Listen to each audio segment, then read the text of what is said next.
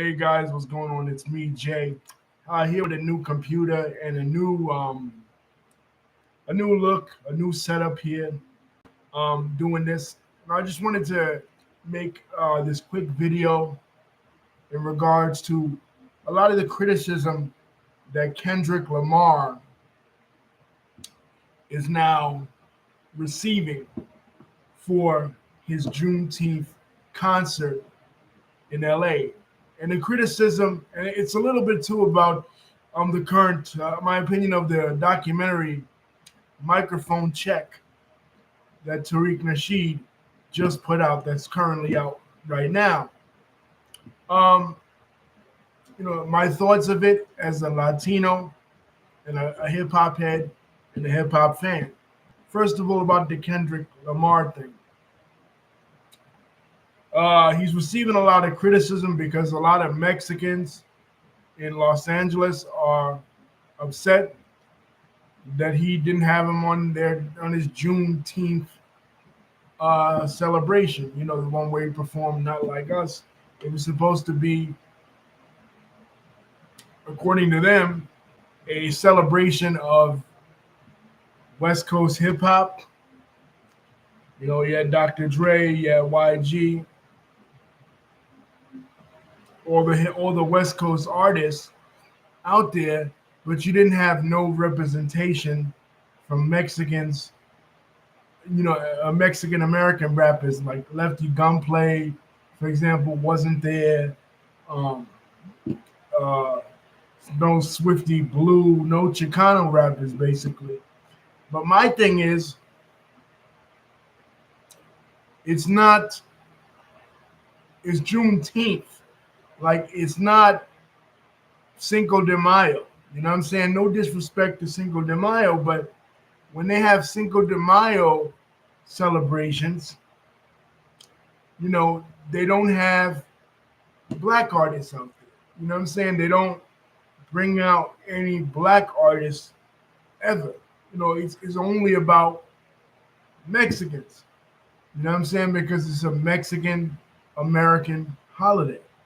It is primarily more so celebrated by the Mexican American community here in the United States than it even is in Mexico. To the point where some people that are not Mexican think that it's the Mexican Independence Day, even though it's not. That's September 16th.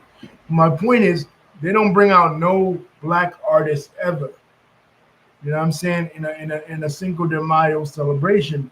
As a matter of fact, what they'll do, what a lot of boxing promoters will do on Cinco de Mayo is set up fights between Mexican fighters and black fighters just to stoke, racial animosity, for example. In a lot of cases. So, why should Kendrick Lamar have included West Coast or Mexican American rappers? Furthermore, Mexican American rappers, I haven't listened to any Chicano rap. I never really was a fan of Chicano rap to begin with, but for a while I dabbled in it. So I know about Mr. Criminal, I know about Mr. Capone. Mr. Capone,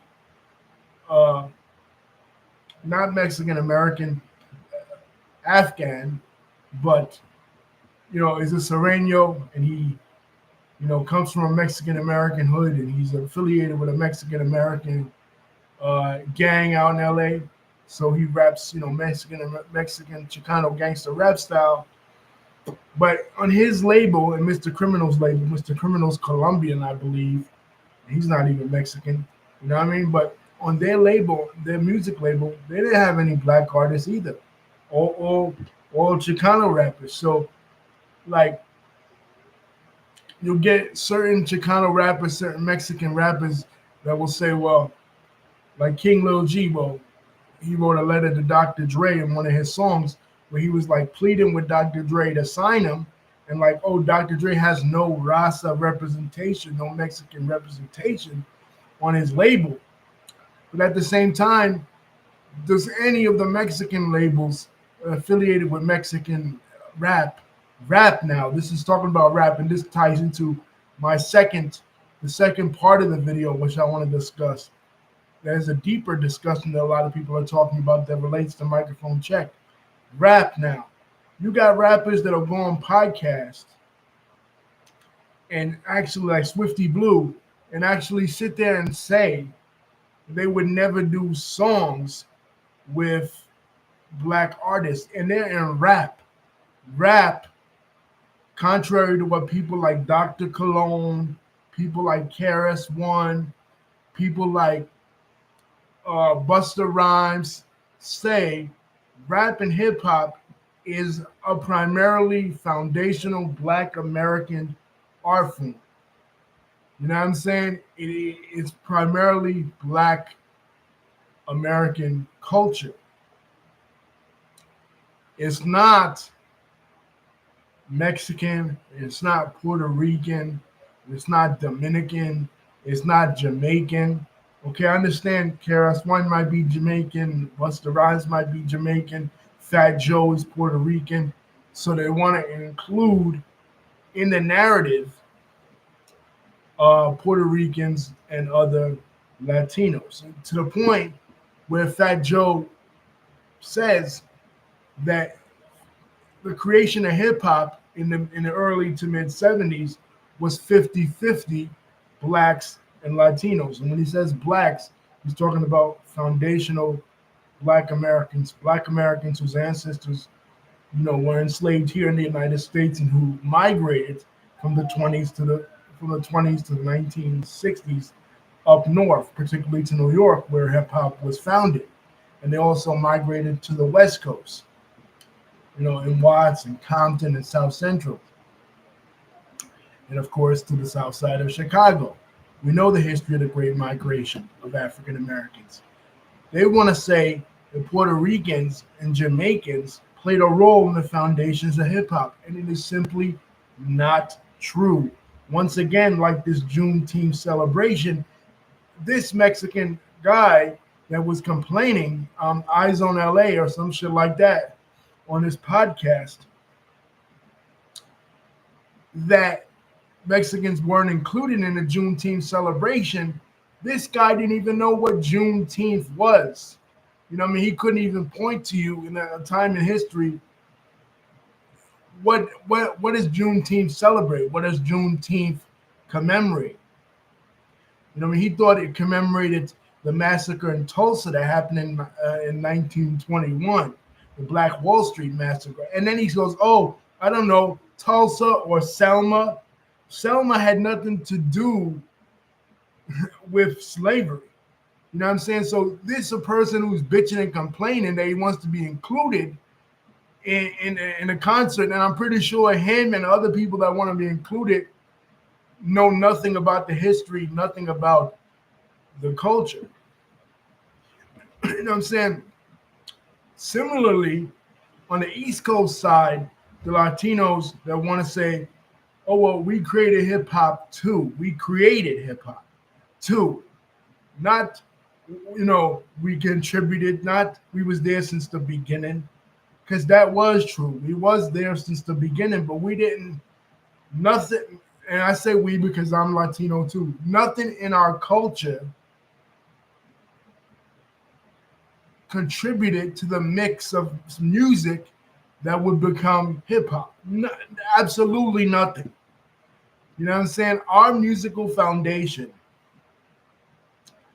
the musical tradition that hip hop comes out of is the Black American musical tradition that includes jazz, blues, rock and roll, rhythm and blues, Motown, Philly soul, Memphis soul, funk, and disco. Hip hop does not come out of the tradition of salsa, bomba y plena, merengue, bachata, rumba, or cumbia, or any type of Latino music at all.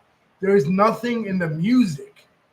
People are going to talk about the dance, but again, my microphone check repudiates that too. But I'm just talking about just the music part, because where we are in 2024, nobody cares really or necessarily about breakdancing, graffitiing, or any of that shit. People care about the musical, the sounds, the beats, the rhymes. That's directly foundational Black American culture that has nothing to do with Latinos or Jamaicans. People gonna people going to say that okay, Cool DJ Cool Herc, who supposedly and microphone check repudiates this too. Microphone check checks him on this. Supposedly he threw the first party, the first hip hop party, him and Coke Rock, and I was under the impression too, from studying hip hop history, that this was the case. You know that they threw the first hip hop party ever. And he brought the Jamaican. In Jamaica, they had the sound systems, right? Big boom boxes, and he brought that to America. You know what I'm saying? And he put that in the first Bronx party in 1973. But in microphone check,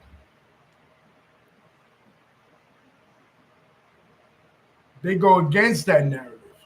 You know what I'm saying? They actually, they actually tell you, nah, that wasn't even the first hip hop party. You know what I'm saying? There was other hip hop, there are other DJs, DJ Hollywood, DJ Flowers, uh, uh, Grand Wizard Theodore. Other DJs, and they don't really delineate what's the difference between a hip hop DJ and a disco DJ, because the direct ancestor of hip hop, the direct parent of hip hop, is disco. Now,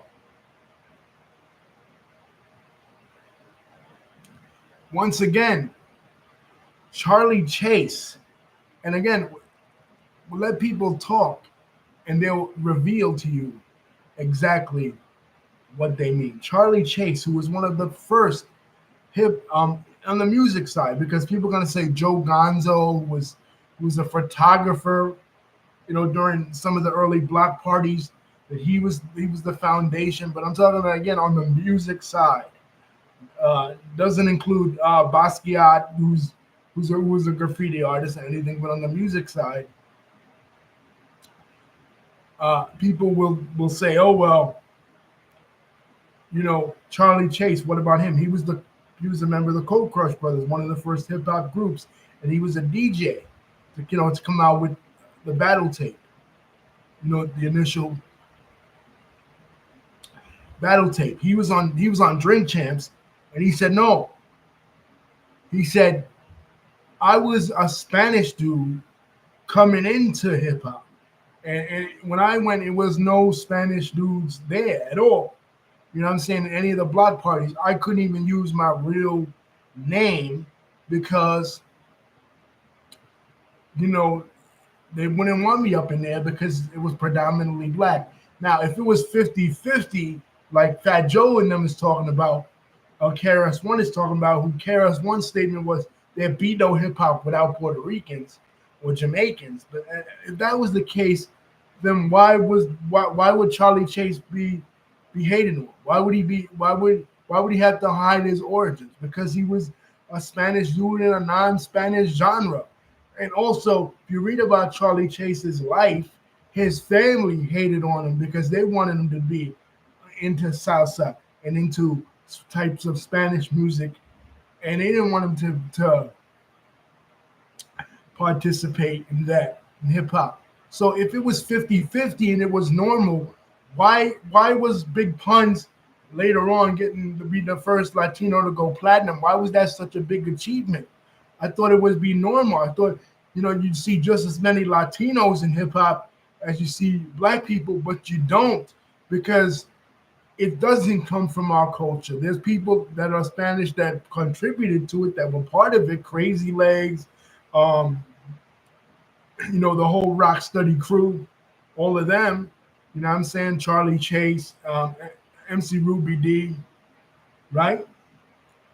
All of them. But you talk to them, right? And they'll tell you that they was one of the different ones. They was looked at with a side eye by black people because of the racial tension that existed among the gangs in New York at the time. We spoke about the whole treaty in 1971. A lot of that was racial. You know what I'm saying? Puerto Ricans versus black people. Up in the Bronx. No Cap, the Ghetto Brothers, uh, Benny Melendez. You know what I'm saying? In the 70s. So how was it 50-50? It wasn't. You know what I'm saying? And like I said in a comment on Lord Jamar's video, I even saw, because Benny Melendez, one of the founders of the Ghetto Brothers, a gang that turned into a civil rights organization after that treaty in 71. I even saw he later converted to Judaism, right? So I even saw a Jewish website trying to take credit for hip hop now. You know what I'm saying? It's getting ridiculous. But like I commented, yeah, well, like I commented um on the Lord Jamar's video, because Lord Jamar came out and he basically was pulling KRS One to the side and said, look, you're lying. You know what I mean? This is cap. You know what I mean? KRS One, he's supposed to be the historian of hip hop. You must learn. Well, KRS One, you must learn. And you probably do know. You know what I'm saying? This is a man who's the beef. The beef in 1989 was over him correcting MC Shan and the Juice Crew about what borough started hip hop, because MC Shan and the Juice Crew and Marley Marl said that hip hop started out in Queensbridge, and he came out with the Bridges Over in the South Bronx to correct them that it didn't start there, that it started in the Bronx. And he in that song lays out all of hip hop history. He's the teacher of hip hop. He's supposed to be, but now he's coming with cap. You know what I'm saying? That he knows is not true. You know what I'm saying? This isn't true. You know that it was certain Puerto Rican cats that was down with black folks and in the circle, but they was putting aside Puerto Rican culture. They wasn't bringing Puerto Rican culture into the cipher. That's not true. You know what I'm saying? They was putting aside their Puerto Rican culture. Some of them was heavily American, heavily assimilated in the black culture. They spoke mostly English, not Spanish. It was more like me. You know what I'm saying? That I grew up listening to funk, soul, disco, all that shit. Couldn't really stand Spanish music at all. Anybody that knows me knows that to be true. I'm not really a fan. I was a little bit a fan of reggaeton in the mid 2000s, but that was about it. I prefer hip hop and I prefer foundational Black American music. You know what I'm saying? That's just me. You know what I'm saying? But there was a lot of kids that was like me, you know what I mean, that didn't really identify musically with our roots. You know what I'm saying? Never really did, because they didn't grow up speaking the language. You know what I mean? They grew up Americanized. And then the subset of American culture that they gravitated towards was Black American culture. You know what I'm saying? So that doesn't really count as Puerto Ricans contributing. You know what I'm saying? Because they're contributing as individuals, but the culture of Puerto Ricans is not contributing nothing to the mix. You know what I'm saying? They're not throwing their music in there. They're not throwing their parents' music in there. They're putting aside their parents' music to embrace our music and our culture and our way of life. You know what I'm saying? And the same thing goes for Jamaicans. Jamaicans, like Busta Rhymes, that was, and even Kool Herc, yeah, he might have been the first hip hop DJ, right?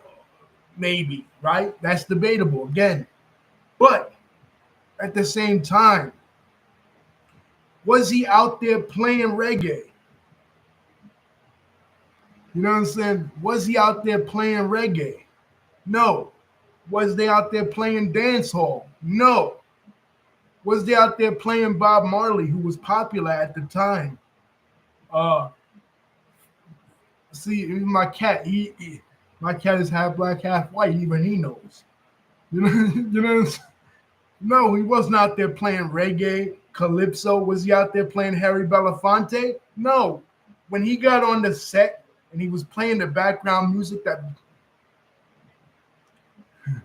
Jesse Norty says, "Hey, kitty," when he was out there on the set playing the background music that would become the break beats, the foundation of hip hop, he was out there playing disco. He was out there playing funk. He was out there playing James Brown, right from the Black American musical tradition, not the Jamaican musical tradition. You know what I'm saying? He wasn't out there. He wasn't out there because Jamaican music goes like this: mento, right, which is a Jamaican form of calypso, then ska, then reggae, and then roots reggae. By the time we move to the '70s, with a more conscious type vibe with Bob Marley, and then it goes to dancehall with Yellow Man, right? So he wasn't. Kool Herc wasn't out there playing none of that. Busta Rhymes. Let's just I do too, but roots reggae is the shit. But at the time, Jesse, let's be real, and we talked about this when me and Lisa did. My co-host Lisa did the review of the Bob Marley movie. That at the time when Bob Marley crossed over into American audiences, Island Records, his record company, had him do more of a rock presentation, and his appeal was more towards the rock side. You know what I mean? He wasn't really embraced by black.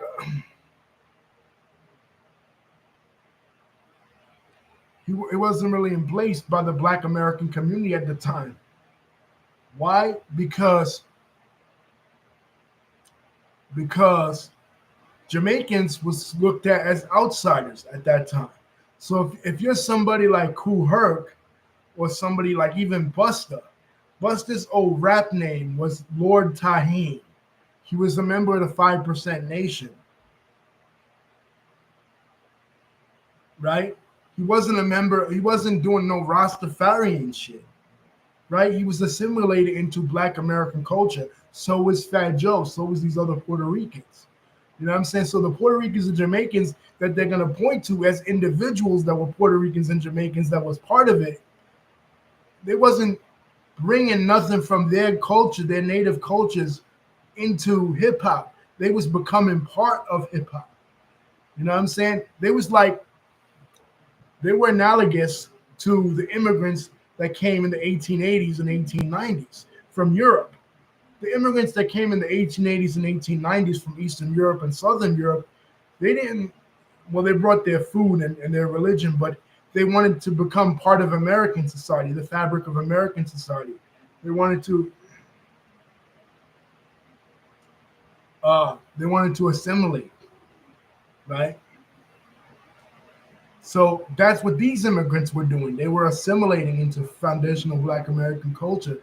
And yes, you had Jamaican individuals that were part of it, and you had Puerto Ricans that were part of it, but they were assimilated Puerto Ricans and assimilated Jamaicans.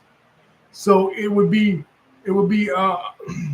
misleading to say that Puerto Ricans and Jamaicans created hip hop, because then it would allow for people to say, well, there was cultural input from Jamaica or cultural input from Puerto Rico, and there simply was not at all. You know what I'm saying? Beyond the individuals who that happened to be their ethnicity. That's like saying that Italian culture or Jewish culture or Irish culture even played a role in the foundation of the American Constitution or the American Republic, when that simply is not true. You know what I'm saying? There were Italian people that assimilated into American culture that were part of it, that helped shape it. You know what I'm saying? But the foundations of American culture, politically and legally, come from Anglo-Saxon culture. They come from England. They have an English political tradition. So just because individuals, like take African Americans been here since the beginning, right? Been here longer than a lot of white Americans. But no legal traditions come from Africa that were imported here that helped shape the political culture. Nowhere from anywhere else except England shaped the political culture of the United States. So that's the same like hip hop. Yes, there were individuals that were doing their thing, but they didn't they didn't contribute anything beyond their own selves from their own native cultures. But now you have people that want to take credit for it. That quite frankly, some of them, they look down on foundational Black Americans. Immigrants that come here, they're always talking a lot of shit about foundational Black Americans. I can't really speak for Jamaicans, but I can speak for my own group, Hispanics. When it comes to Hispanics, Hispanic people always get upset that they're not included in. Right, exactly. I'm about to talk about that right now, Jesse. Hispanic people always get upset when they're not included in certain FBA things like this whole Kendrick shit. But at the same time, like I pointed out before, they don't include Black Americans in pretty much anything. And not only that, a lot of them hate Black Americans, especially on the West Coast. But a lot of times, it's pride is kept on the East Coast as well. Recently, we had on a podcast a Mexican rapper, Chicano rapper, Lefty Gunplay, who said that if his daughter brought home a Black guy, he would be like, "What the fuck?" And he wouldn't approve of it.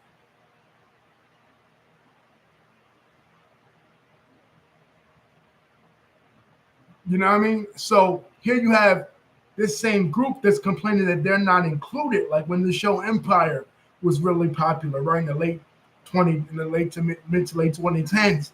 A lot of people said, "Well, this Latinos are part of hip hop. Why aren't they on this show?"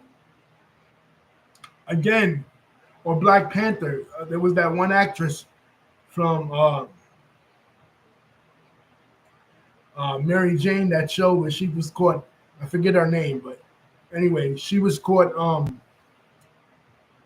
saying the N-word, while singing the Fugees' "Ready or Not," and some people got upset because the whole thing with Latinos and the N-word, certain coasts accepted, like the East Coast and Chicago and Texas. Certain places, certain regions accept it, but certain regions don't. For example, the West Coast, where prison politics spill over into, general life, and there's a lot of animosity between the Latino community and the Black community, like outward animosity. They heard her saying it and they're like, "Oh shit, she shouldn't be saying that." You know what I mean? Or in the South, where there's not really a lot of Southeast, where there's not really a lot of Latinos outside of Texas and Florida, and in Florida, Cuban Americans, Marjalitos and stuff, they identify more with whites politically. Like you said before, they vote Republican primarily, and are heavily conservative. So there's animosity there when it comes to Florida. New York, not really so much. Texas, not really so much. Chicago, not really so much to my knowledge. But when it comes to Los Angeles and Florida, yes, a lot of animosity. So,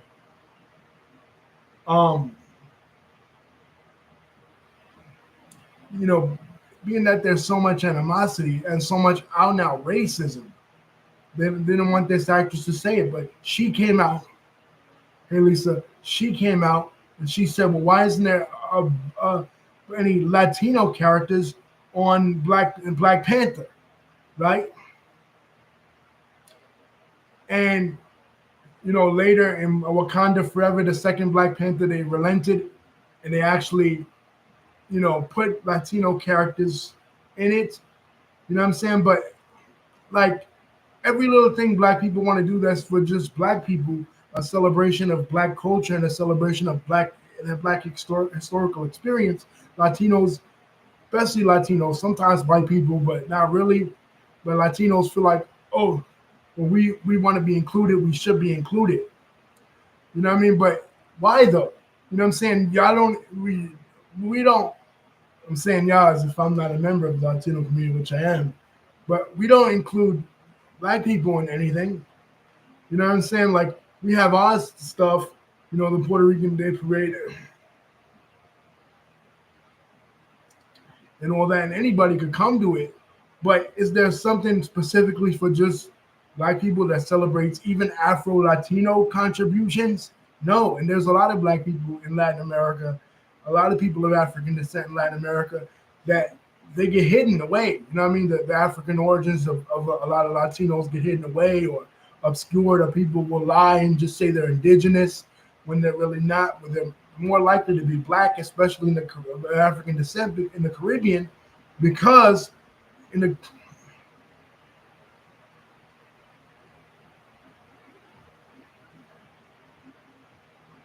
he says all Latino cultures are different from the others.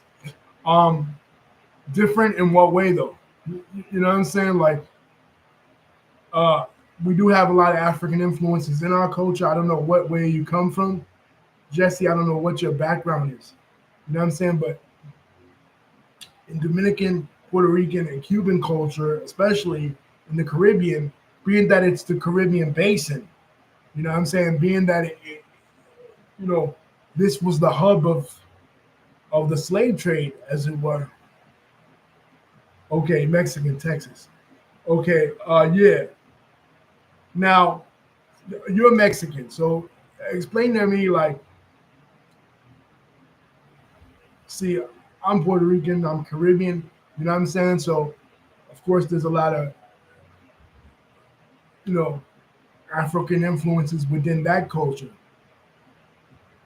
You know, you know what I'm saying? But Texas and Mexican culture is more indigenous rooted. You know what I mean? As it were. But from my understanding, the different, uh, the different, you got a lot of people that study Nahuatl, they study, Mexica culture, uh, that sort of thing, the conscious, more conscious Mexicans. But,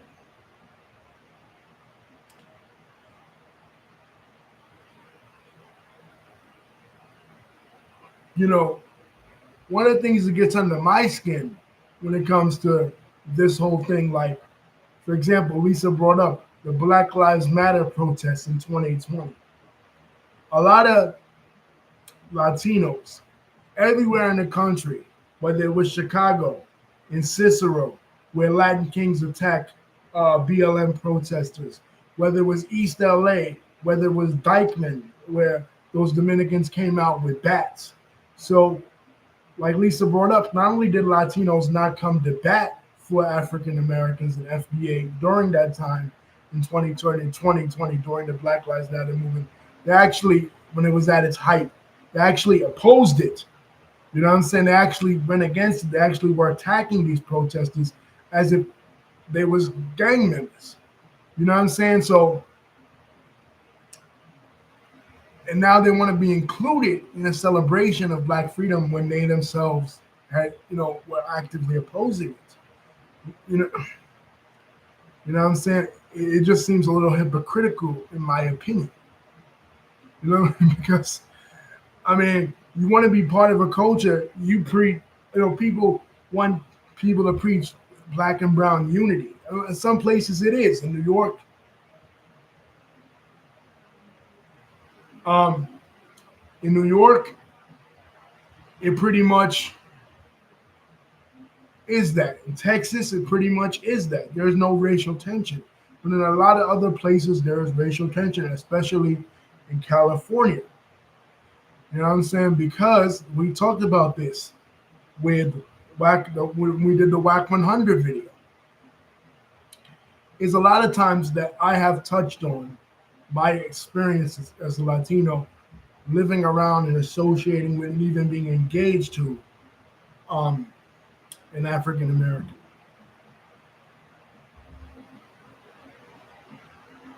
Okay, Jesse is dispelling a myth that a lot of Tejanos, a lot of Texans, black, white, and Mexican say. He says in East Texas, they always say there's no tension.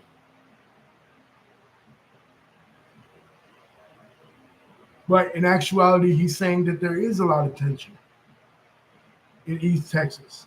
Okay, he says the closer you get to Louisiana, you better be careful. Okay, so he is actually, oh, she, sorry. Uh, Jesse, sorry. My mistake, ma. Uh, she, I forgot you were a female, my bad. Um, Pronouns, right? Um, uh, so used to having just men on this channel. uh, she is dispelling a myth that a lot of people believe. A lot of people believe that there's not a lot of racial tension. There's not a lot of racial tension in Texas. You know what I mean? But she's saying in actuality, there is a lot of racial tension. You know what I mean? And that's why you can't really believe everything you read on the internet, because sometimes it's worse than um, people make it out to be. Sometimes it's better than people make it out to be. You know what I'm saying? So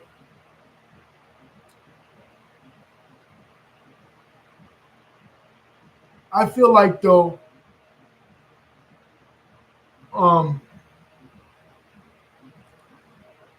she says that the movement, the Black Lives Matter movement, was misunderstood. Well, of course, because here was a movement that wasn't to the exclusion of any other race or any other group or any other ethnicity.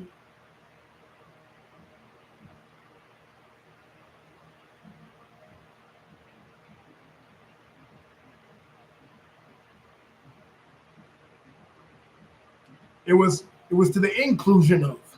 You know what I'm saying? It was really fighting against police brutality against everybody. But the ones that were experiencing the brunt of it at the time, with Breonna Taylor, with George Floyd, and even before that with Trayvon Martin, Freddie Gray and stuff. Those they were addressing a specific issue that had to do with Black Americans, and they were asking others to support them as well, just like Black Americans who are mostly liberal and mostly democratic support other races of people, other groups, in their efforts. LGBT rights. Barack Obama, especially during his second term, was one of the reasons why Obergefell versus Hodges got passed in 2014. I mean, immigrant rights. A lot of Black Americans up until very recently been in total support of that, and even the politicians now, like Eric Adams in New York, still supporting sanctuary cities. People like Brandon Johnson in Chicago, the mayor of Chicago, and Lori Lightfoot, who was the mayor of Chicago before that, supporting sanctuary cities. So Black politicians have gotten on board with the migrants. Maybe not the individuals on the ground, but the system itself. Those in the system have supported it. But when it comes to African American issues, nobody supports African American issues that are outside of the African American community, except for liberal whites. Other peoples of color may support it if they're more liberal minded and less connected to their roots. But overall, really, no organization, even during the civil rights movement, the Organization for Latino Rights, which was LULAC, would not stand arm in arm with the NAACP in fighting discrimination lawsuits, even against Latinos, that existed in Texas up until 1954 with Hernandez versus the state of Texas, and up in California up until Mendez versus Mendez versus Manchester in California. That was segregationist laws on the books against Latinos. They wouldn't even stand up for that. You know what I'm saying? Hand in hand with the NAACP LULAC, because they didn't want to be too closely associated with Black American movements. You know what I mean? So it wasn't this sort of coalition of minority groups until much, much later.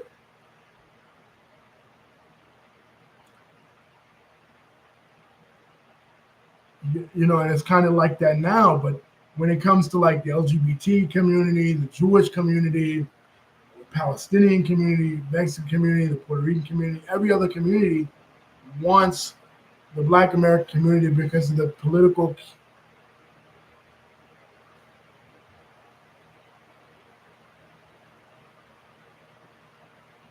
Okay, no doubt, Jesse. Enjoy. Um, and don't forget to subscribe either. Want to see more videos from us? Don't forget to subscribe. All right. Have a lovely day, or lovely night rather. But they want like when, for example, when October 7th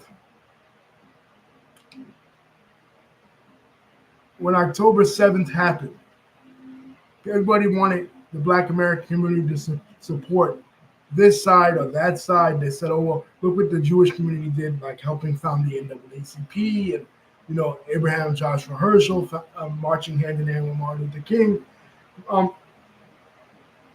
during the 1960s.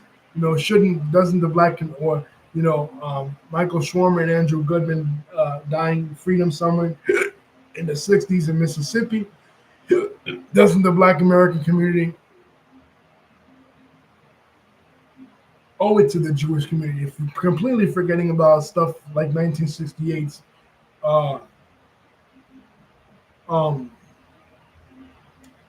uh, Ocean Hill Brownsville riots and the stuff between Sonny Carson and his supporters in the Black community and the Jewish community with the teachers there, and they wanted to have more Black teachers in this predominantly Jewish school district, and in Brooklyn, and the Jewish community came out against it, even forming a racist Jewish supremacist group, the JDL, founded by Rabbi Meir Kahane, who went on to found a racist party in Israel in the 80s, the Koch Party, which we talked about before.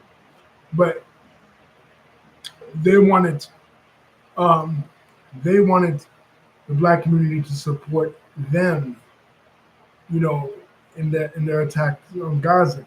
And the Palestinians, they're like, oh well, we want you to support us, but neither one of these groups in America, Palestinians or Israelis or Jewish people, come out to support Black causes. Nowhere to be found when it comes to causes of Black Lives Matter. So it's like that with the Latino community as well.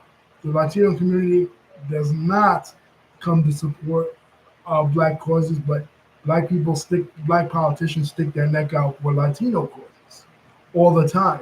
The migrant crisis, the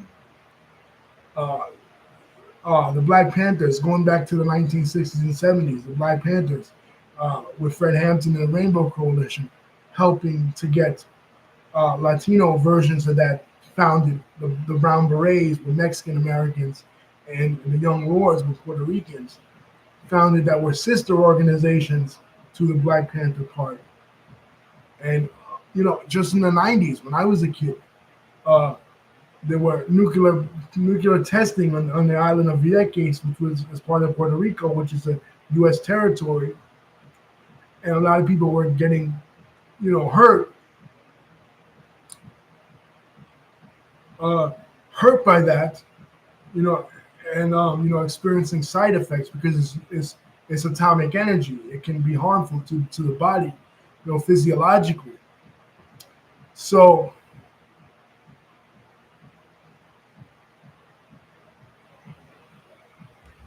Al Sharpton, he famously did a fast to help stop this testing in Puerto Rico. But when it came to causes that he was a champion of, his National Action Network in New York, the Latino community wasn't there for him. So it's a one-way street. It's always the Black community talking about Black and brown coalitions, Black and Latinos, always including Black people. I mean, always including Latino people in the history and saying, well, Latinos played a role here, played a role there, always emphasizing the Latino contributions to the Black American story and Black history and hip hop included. You know what I mean? But never the Latinos or ignore their African ancestry or the African influences in their music and the Black influences on their political outlook or the things that Black American activists have done for them. So it's always a one-way street. It's supposed to be a love fest. It's supposed to be a partnership. It's supposed to be a camaraderie. Why is it always a one-way street? Why is it always just the Black community giving props to the Latino community and never the other way around? And why, when the Black community says, you know what, enough is enough, you have these migrants coming across the border and targeting Black American neighborhoods because, let's face it, these migrants are economically disadvantaged and they're going to settle in economically disadvantaged communities, which, because of systemic racism, is disproportionately Black, right? Why, should we be sticking our neck out for this? And this has caused a lot of Black people to vote for Donald Trump, when he was on his anti-immigrant tirade, So why should the Black community support the migrants? When every time it comes for, one hand washes the other, but every time it comes for the time for our hand to be washed, and the time for you to return the favor, why don't you? Why you're never nowhere to be found? You were never nowhere to be found during the Civil Rights Movement. You were never nowhere to be found, during the March on Washington, during slavery, during segregation, during none of these periods. But then when it comes to the good parts, you want to get the praise, but you want to face none of the consequences. You don't want to put in the hard work, but you want to get the praise like you put in the hard work. You want all the rewards, but none of the sacrifices. You know what I mean? You don't want to put your neck out. You want to cosplay as white. You want to cosplay into the mainstream American society. You don't want to put your neck out by associating with foundational Black Americans. When it comes to the good parts, when it comes to the celebration of Black culture that Kendrick Lamar embodied in Juneteenth, think of what the song Not Like Us is about. You know what I mean? It's not just about Drake. You know what I mean? It's bigger than Drake. The song Not Like Us is a diss song to Drake, but is also simultaneously a repudiation of these fakers, these people like Drake. No cap, I like Drake and everything, but people that come from other countries, like he comes from Canada, that try to leech off of Black American culture. And Kendrick Lamar is basically saying, no, y'all are not like us. You know what I'm saying? Y'all are different than us. We're going to stamp, this is part of the Black American consciousness that is different than the Black American consciousness that was existing, during the 1960s and 70s. It was a more Pan-Africanist approach, or during the 1980s and 90s, it was a more Pan-Africanist approach, because at that time they were fighting in the 60s and 70s, they were fighting anti-colonialism in the third world, like in the West Indies or in Africa. And in the 80s and 90s, they were fighting against apartheid. But now, this is a purely American fight. This is a pure celebration, like Tariq Nasheed, of Black American contribution, because oftentimes immigrants, both Black and Latino, come to America and disrespect Black Americans, look down on Black Americans, call Black Americans lazy, call Black Americans ungrateful, but at the same time want the kind of praise and want the accolades that Black Americans achieved in this country, not only from hip-hop, not only from popular culture and the influence that Black Americans have had over popular culture, because no other group in the African diaspora has recognizable celebrities and cultural icons like the Black American community. None. None has Michael Jordan. None has Michael Jackson. None has Whitney Houston. None has Tupac. None has Malcolm X, Martin Luther King, Frederick Douglass, Harriet Tubman. They don't have these individuals in their culture. So they come over here and they want to be a part of FBA culture. But then again, at the same time, when beef comes, like with Drake, Kendrick rapping like he's trying to free the slaves, now you want to disassociate yourself and emphasize how different you are from us. So fuck it, we're gonna say you're not like us. You know what I'm saying? So why would Kendrick Lamar include the very people who always say they're not like us when the chips are down and when times are going hard and when there's oppression, why would he include them in a concert? You know what I'm saying? In the song that's not like us on the holidays, Juneteenth. You know, the emancipation from slavery, declaring we're not going to be slaves or shackled to your ideology anymore. You know what I mean? If our good efforts are not reciprocated, then the hell with you. We're walking away. We're going our own way, like the MGTOW movement, the racial and ethnic version. So, in that sense, I agree with Tariq. You know what I'm saying? I agree with Kendrick. Not. I mean, really.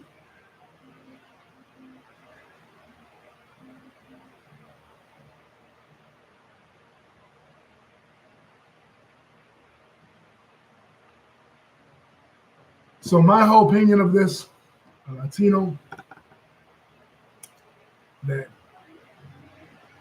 from a Latino perspective, I'm not offended that FBA is not including Latinos in our history because, look, if we're all the same and it's all about people of color and it's all about the struggle, why you want to be conceived as different? Why you want to differentiate yourself?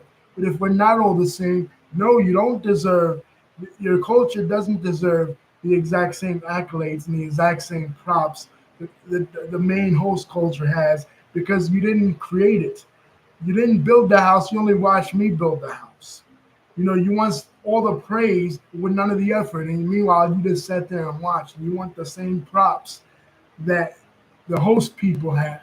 When you came here, you came to the United States, you came to foundational Black American culture and you partook in it. But that don't mean you could take it over, bro. You know what I mean? That don't mean you can claim ownership of it. That don't mean you create it. And if we say we don't want you in a certain thing, that we want to do our own thing, then that's what we want to do, our own thing. You know what I'm saying? So I respect, as a Latino, I respect FBA for that.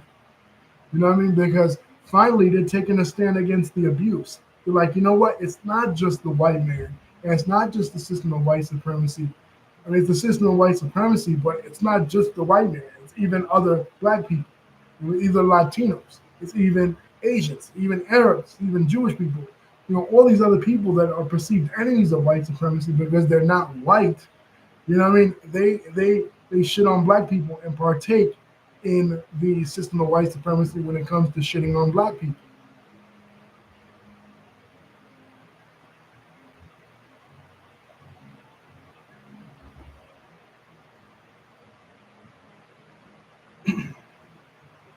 You know what I'm saying? Because looking, for example, in the Heights, looking in the Heights, a perfect example of what I'm talking about. In the Heights, this big movie that was supposed to be this big movie, they didn't even include Latinos of color, Afro Latinos, in the cast, and they're Dominicans. And Dominicans, of all racial and ethnic groups in Latin America, have the largest concentration of African, sub-Saharan African, Black African blood and DNA than all the other groups. Of course, they don't acknowledge it because that goes into Haiti, that goes into the anti-Haitian sentiment, but I have videos on when they were massacring Haitians in the mid 2010s. I did a video on it and the anti-Blackness inherited in their culture. You know what I'm saying? People joke about it now, like Godfrey. Me no black, right? So me no black, so you don't deserve this accolades because me no black. You know what I mean? Like, you make a movie and you don't even include the Afro Latinos within your own culture. Forget about African Americans, FBA.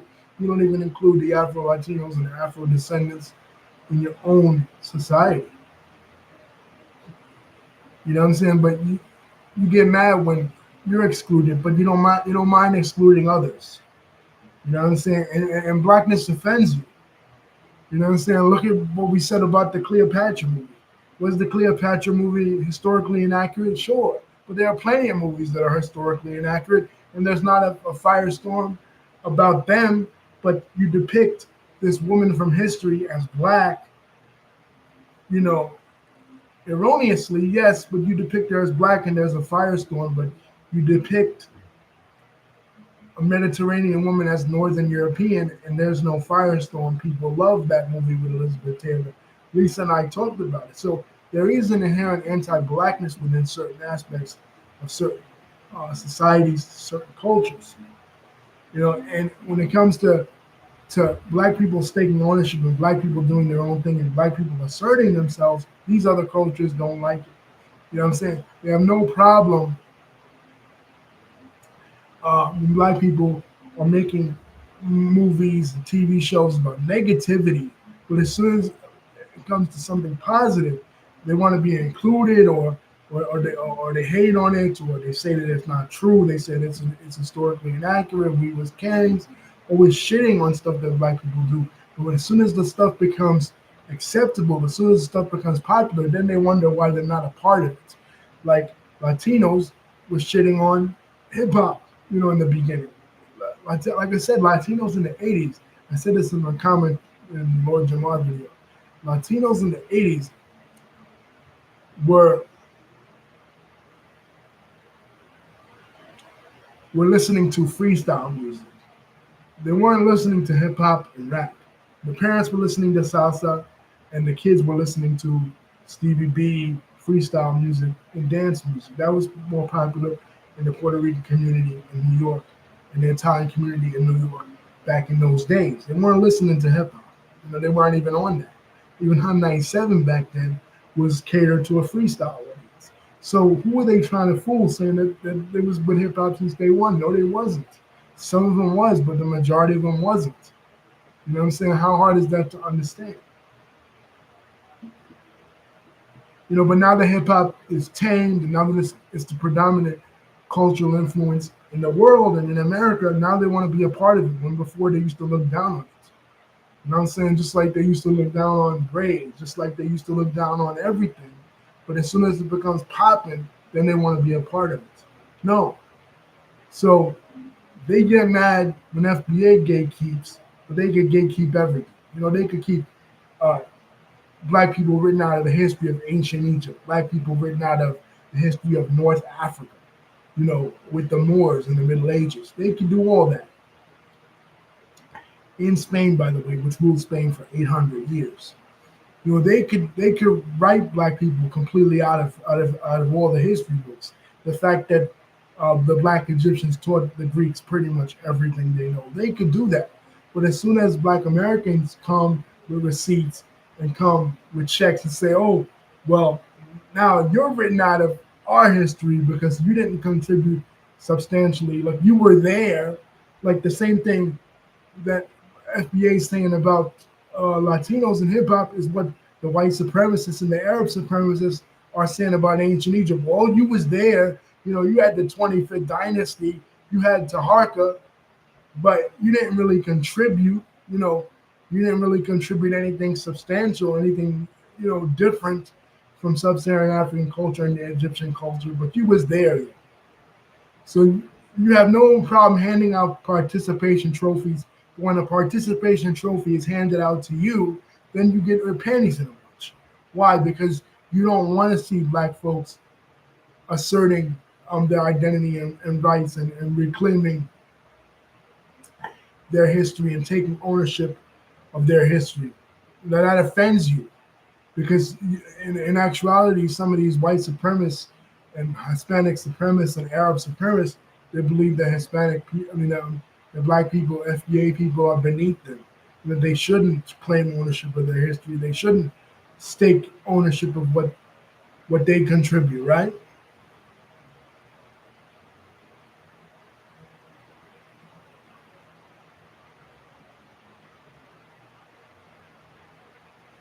And people are running around,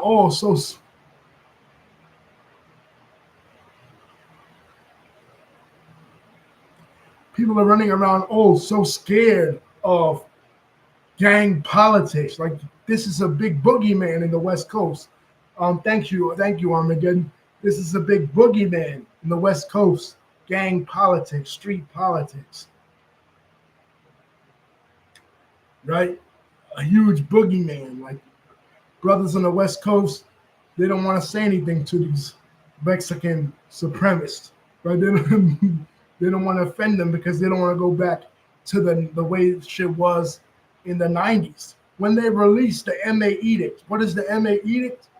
MA Edict was a collection of Mexican American gangs from Southern. We talked about this in the WAC 100 video, where all the Serrano groups, all the Southern Mexican groups came together and decided that their number one enemy was they banned all drive-bys, first of all, between Mexican American gangs in Southern California amongst each other. But also,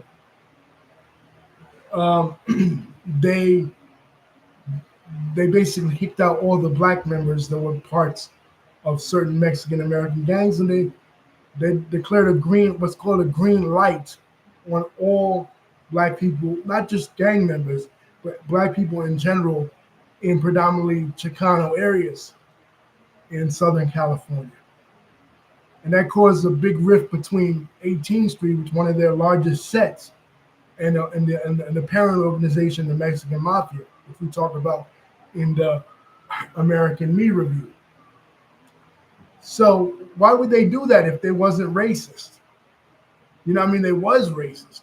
I wasn't really necessarily arguing with WAC when I don't really like WAC 100. I don't fuck with him like that. You know what I mean? I wasn't in the video arguing that he wasn't wrong. He's not wrong about how the Serranos and how the Mexicans in Southern California, Mexican gangsters in Southern California view brothers and sisters. They do. They blow up buildings, firebomb buildings and homes with little girls in them. You know, like this is Birmingham, Alabama in 1963 or some shit. You know, they do that. You know what I'm saying? I wasn't arguing that WAC was wrong on that. He's right on that front. You know what I'm saying? But what I was arguing about was why didn't he stick to it? You know what I mean? Why didn't he backed down? He included all Mexicans when it's really just the gang members. But including all Mexicans, now he's asking for trouble. You know what I'm saying? But he wasn't wrong about how the gangsters, how the Serranos feel. You know what I mean? He wasn't necessarily wrong about not wanting to sign that one Mexican dude to his label, because again, Mexican rappers and rap companies don't sign brothers to their labels. You know what I'm saying? So again, in certain instances where you have to be diplomatic, but in certain instances where you have to say, you know what, I don't give a fuck. You know what I'm saying? No, y'all not going to be up here on Juneteenth, a holiday you don't even know the meaning of, and up here spitting that bullshit when you know that your politics, your gang politics, your prison politics that spills over. Because rap, come on, who was going to go up there? Was regular Mexican people going to go up there? You know what I'm saying? No. Was the corn vendors, right? The elote people, was they gonna go up there? No. Who's gonna be gang members and gangster rappers, right? So knowing that their politics don't even like brothers and sisters, it would be disrespectful. Excuse me, pardon itself. It would be disrespectful for people such as this to be up there performing a song that's not like us, that completely goes against their ideology, what they're preaching on Juneteenth. It would be totally disrespectful to the ancestors of foundational Black Americans if they did such a thing. You know what I'm saying? So they're just mad because it popped off and it brought the West Coast back and they wasn't represented. Be mad. Stay mad, dude. You know what I mean? Get mad, get glad, bro. Who cares what you think? Because at the end of the day, y'all don't have no influence. People don't know who Lefty Gunplay is. People, you mentioned Swifty Blue to people. People be like, yo, is that, Taylor Swift's friend? You know what I mean? Like a Taylor Swift super fan, Swifty Blue. Who the fuck is that? You know what I mean? Like people don't know who these people, these Chicano rappers are. So who cares? Oh, Jeezy, who was there, but he wasn't up on stage. Who cares? This is a celebration of Juneteenth. The celebration of foundational Black American culture has nothing to do with you. You know what I'm saying? When you have a Cinco de Mayo festival, when you have something for Latinos, Latino History Month in September, when you have something for that and you include FBA and you include black people in general in that, when you stop hiding your black grandmother in the closet and stop being ashamed of your African heritage that exists within your own country, because more African kidnapped people, prisoners of war, not slaves, because the word slave comes from Slav. They were the Slavic people of Eastern Europe were the original slaves that were enslaved by the Byzantine and the Umayyad and Abbasid caliphates, respectively, during the Middle Ages. They're the original slaves, the Slavic people, but prisoners of war of African descent. When you stop hiding those descendants in Latin America and stop obfuscating the fact that Black Latinos exist, and the fact that even in Mexico, the second president of Mexico and one of the founders of the Mexican independence movements in the 1820s, Vicente Guerrero, was a man of African descent. When you stop hiding the contributions of the Black Seminoles who fought against um, against colonialism in America, in Florida, when you stop hiding the Black history of Mexico and embrace the Black history of Mexico and embrace the Black history of Latin America in general, when you stop doing that, and also in real time, when you stop discriminating against Afro descendants in your own country with mass incarcerations and genocides, when you stop doing that, then we could talk about y'all possibly and you stop this bullshit gang politics where you target Black civilians. You know what I'm saying? Because I'm for peace too, but not to be punked out, bro. You know what I'm saying? We're all for peace. We don't want to see it go back to the chaotic days of the 1990s. Nobody does. You know what I'm saying? If you do, you're a clown and a buster. But at the same time, come on. People are not allow themselves to be disrespected. So when you do that, when you make those reforms, then we could talk about including you in Juneteenth and any other celebration of the West Coast. But until then, y'all are out.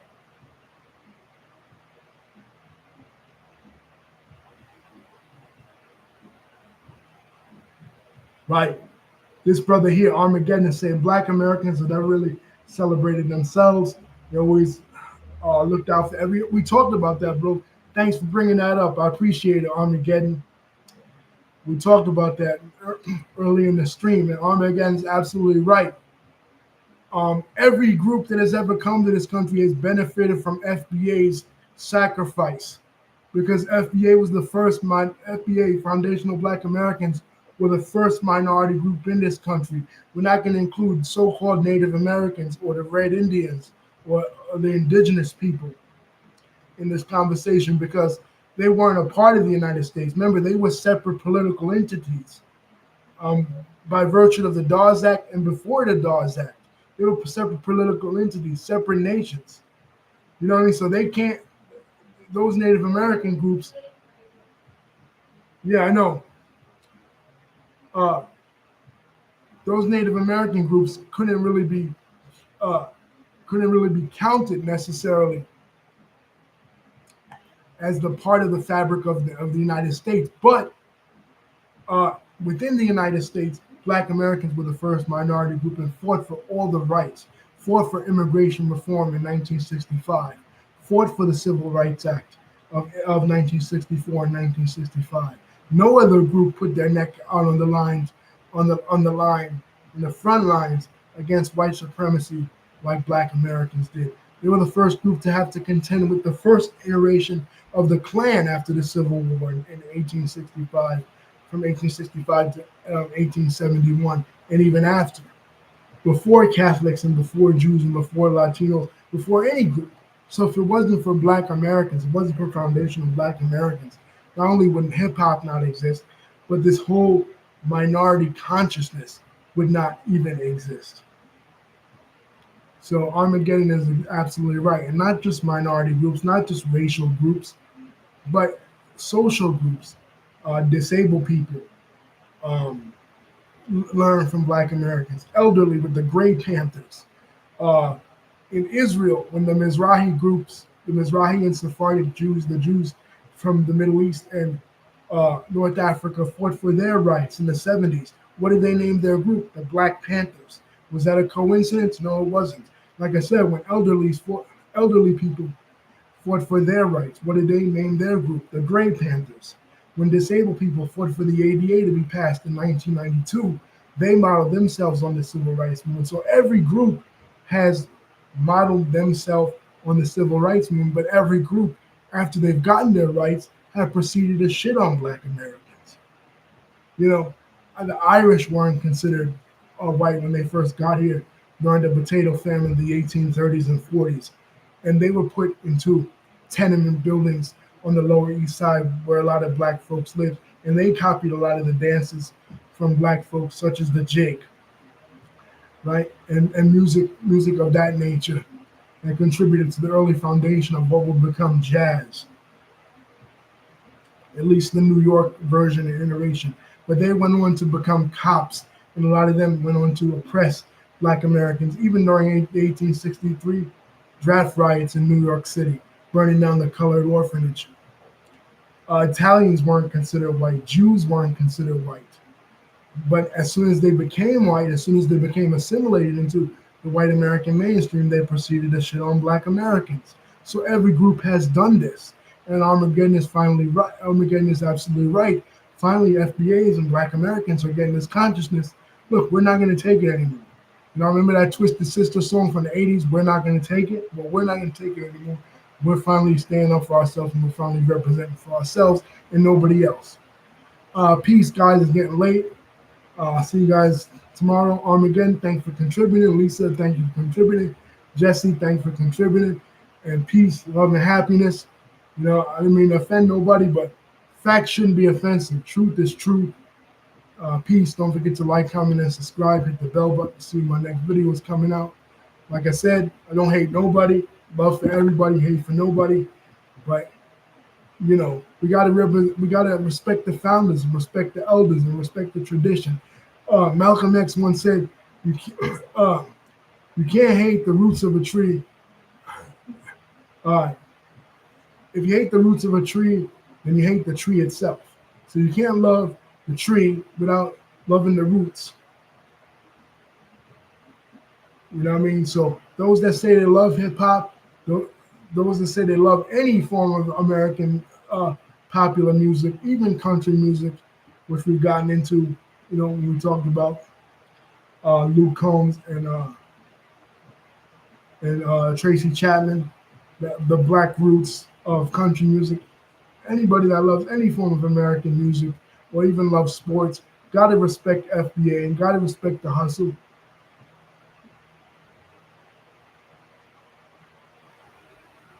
Right. Saying Puerto Rico, the only people that I know that appreciated black assistance from my knowledge. Remember the Young Lords? Exactly. We talked about the Young Lords earlier. Armageddon is absolutely right. Yeah. But those that don't, remember, history is important because those that don't study history, we're doomed to repeat it. You know what I mean? And this has happened with FBA, forms of FBA music for generations. Just look at rock and roll. Who were the founders of rock and roll? Sister Rosetta Tharpe, Big Joe Turner, Ike Turner, right? Chuck Berry, the founders and the fathers and mothers of rock and roll, and they never got the credit, man. They never got the credit. And then they're gonna turn around and say Elvis Presley invented rock and roll. When Elvis Presley copied every single move and every single song and every single note and every single mannerism from the black Americans that he grew up with in Memphis and Tupelo. You know what I mean? So you gotta call this shit out, bro. Because if you don't, you know what I'm saying, it's gonna keep happening. It happened with jazz, it happened with country, it happened with rock and roll. And they'll do it to hip hop. They want to do it to hip hop. Look at how they declare Eminem to be the king of hip hop. A rap god. Is Eminem a good rapper? Yes. Is he one of the greats? Yes. Is he the greatest? No, he ain't. You know what I'm saying? Is he the king? No, he ain't. You know what I'm saying? Stop the cap. Is he good? Yes, he is. Is he the greatest? No, he ain't. Because he might have the technique down, but he don't have the flavor down. Peace. Love you.